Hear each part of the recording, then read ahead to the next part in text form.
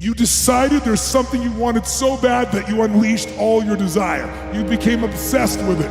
If it was a business or a car or a relationship or a transformation in your body, if there's something you once envisioned and now it's real, it's because you didn't just envision it, you brought so much emotion to it that now it's in your life. It was once a dream, it was once a goal, and now it's in your life.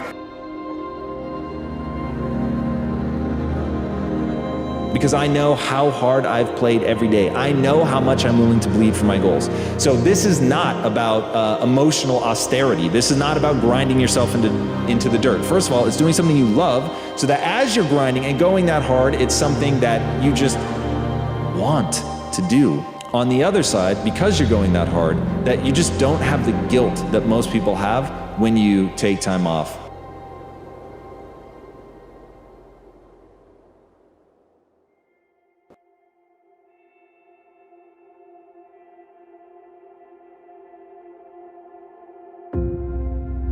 Honor the struggle. Like so many people bemoan the hardship and they hate it. And I would say, anything you apply hate to quickly dies.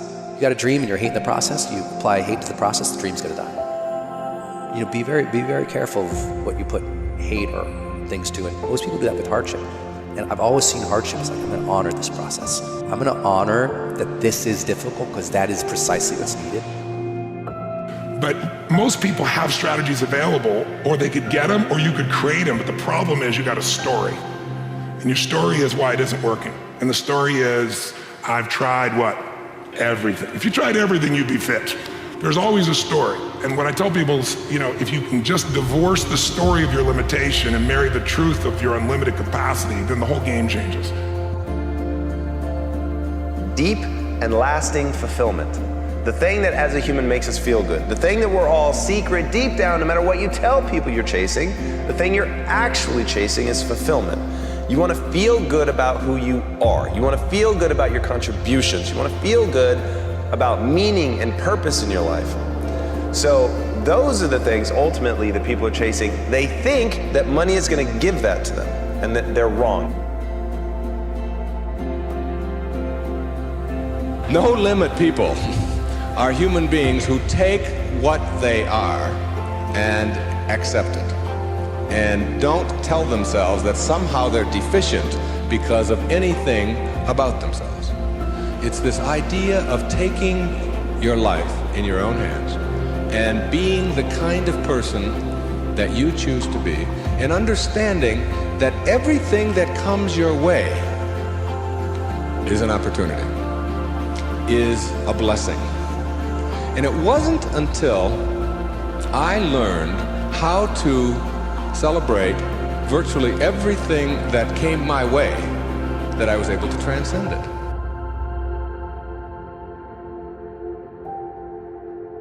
Does the decision that you're about to make expand you, expand your future, or expand the possibilities of your life? If the answer is yes, then the decision is yes, no matter how terrifying it is.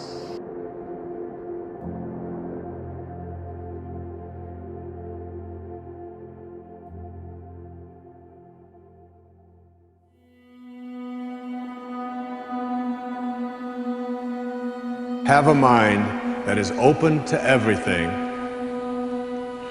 and attached to nothing.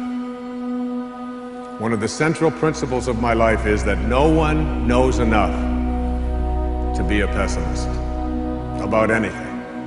And that each and every one of us, when we close our mind to what is possible for us or what is possible for humanity, closes off the genius that resides and lives in each and every one of us.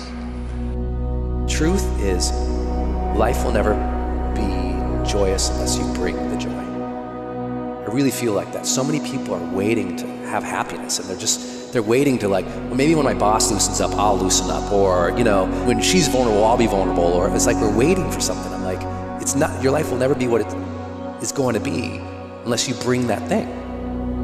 Shakespeare noted, there is nothing good or bad, but thinking makes it so. There's nothing good or bad, right? There's just stimulus and then there's response. People think that it is objectively a certain way. So now because they think it is objectively a certain way, they feel they are supposed to react based on those emotions that are getting kicked up in their mind. What I'm saying is absolutely not. Those emotions may not serve you. They're certainly not aimed at moving you towards your goal. Their job is to keep you alive, plain and simple. So that's not necessarily very helpful in a modern context. So if you want to always be moving towards your goal, you want to be optimized, you've got to learn to get control of your emotions. You've got to learn to understand to tell yourself a narrative that isn't predicated on necessarily identifying what is objectively true, because I don't think that we experience the world that way. It's identifying what's going to work to get me to my goal. And if you don't find something that you love what you do, don't bother. Because if you don't have a passion for what you do and you love, it gets old. Okay? Well, if you're not passionate about what you do in life, it gets old, and then it becomes work. And as soon as it becomes work, you're finished. So this progress that we're creating in the search for ubiquity of happiness, for the utopia of this place that we will arrive at, this tropical place called happiness, is the biggest lie of it all. So the truth of our existence is that there is nothing truly on the outside that can ever fill us up. A lot of you feel stuck because you're waiting for some kind of external force to either push you and pressure you to change and to be great and to be amazing, or you're waiting for somebody to give you permission. More than likely, no one is coming. The only kind of force that will truly create change in your life is you, the internal kind of force. I hate to say it, but for those of you that feel really stuck and you keep thinking that somebody's got to pick me, it's ridiculous. This is external versus internal force.